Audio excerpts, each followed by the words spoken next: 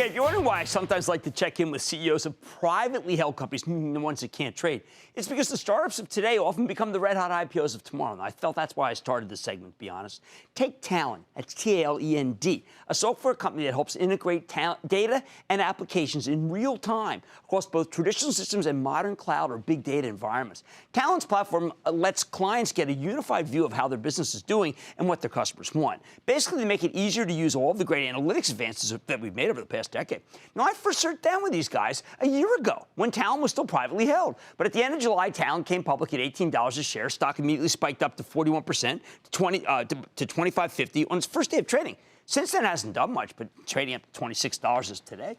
However, it's worth noting that the company reported a strong quarter last Thursday, a narrower than expected loss with impressive 40% revenue growth, robust guidance for next quarter, really one of the fastest growing companies that is publicly traded.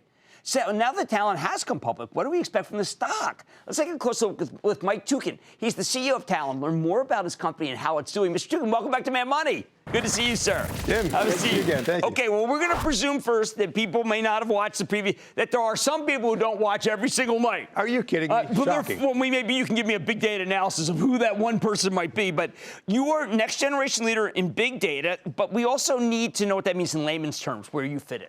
You bet.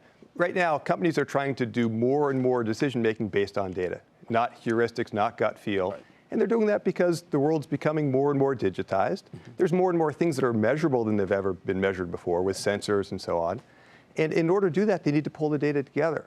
They need to blend it together, clean it up, and then they use these so-called big data infrastructures, right. Hadoop and Spark, because they scale really well, they run really fast, and they can do that kind of analysis. But I know the people who run IBM. I know the people who run Oracle. I know the people who run SAP. Those are big companies that say they do that. So how can little Talend compete against big guys like that? We're finding in this data integration world, the big companies are where almost all the money is being spent today. About $16 billion is being spent on largely them and Informatica. And they've done a great job with traditional data. If you have data in an IBM mainframe or an Oracle database or an IBM data warehouse, they do a nice job. If you're using these new data types, these new Hadoop and Spark and big data systems, you're running it in the cloud, their systems haven't made that switch particularly well. That's where we play, and that's where we're winning. All right, so give me an example. One of the companies that we've spent a lot of time, my friend Carl Quintini interviewed Jeff Immelt today. General Electric has said they're a digitized industrial company. Now, some of us find that hard to understand, not to believe because they've done it, but to understand. Where does Talend play in the GE world?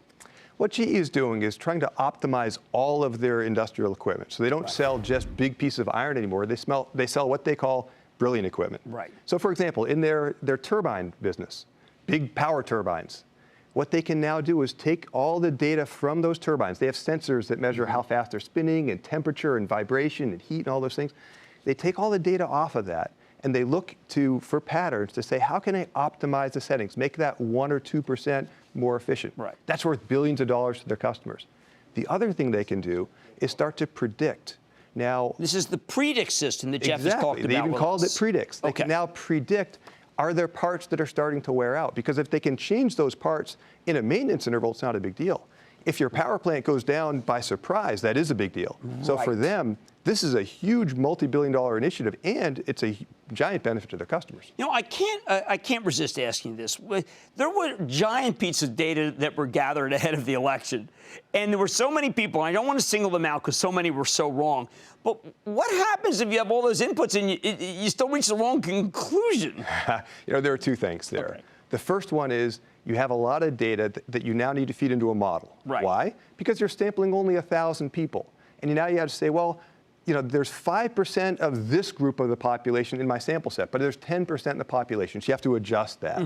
Now, you can adjust for the overall population, but what everyone got wrong was who's going to turn out and vote. Their models said they looked at who had voted in the last election. Right. Okay, so their inputs were suspect. With Talend, but you know, we don't know. I mean, Talend wasn't necessarily hired, but they should have. Yeah. Well, what they didn't know was how excited and motivated the Trump voters ended up being. So they turned out more frequently than they thought they were going to. And it was only a couple of percent. They were off by about 2%. That 2% difference in the swing states caused an overwhelming swing. Okay. me ask you about Steve Singh, old friend of the show, now with you guys, but also sold his company to SAP. How do you work? SAP's a competitor. Steve's fabulous. We keep trying to get him back on the show because he just taught us so much, but he can straddle both, huh? Steve is terrific. We absolutely love having Steve on the board. Steve, you got to understand, SAP has a little teeny business on the side that competes with Talend. Okay. The vast majority of what SAP does is very complementary to what we do, and we work with a lot of SAP customers. See, I'm glad you said that because, like, one of the things that we're not used to, or maybe because people watch NFL, they watch baseball. The idea that you would cooperate is fraternizing with the enemy, but that is not the case within SAP. Well, with any large company like that, whether it's SAP or Microsoft or Oracle, they'll have a little piece of something that competes with almost every software company in the world, and so you have to say, I'm going to put that aside, and how can I find room to cooperate with the vast majority? Because there's a lot of partnership opportunity with all the big players. All right, I'm glad that and tell Steve we said hi, because he made us a ton of money. All right, that's Mike Tukin, the CEO of Talend, which we showed you when it was private so that you could get interested enough when it came public. Maybe you got some shares. I would hold on to those shares. Mad Money's back after the break. Booyah! Jim Cramer here from Mad Money. Thanks for watching CNBC on YouTube. Click here to subscribe and get the jump on my exclusives with CEOs, plus market news, investing advice, and a whole lot more.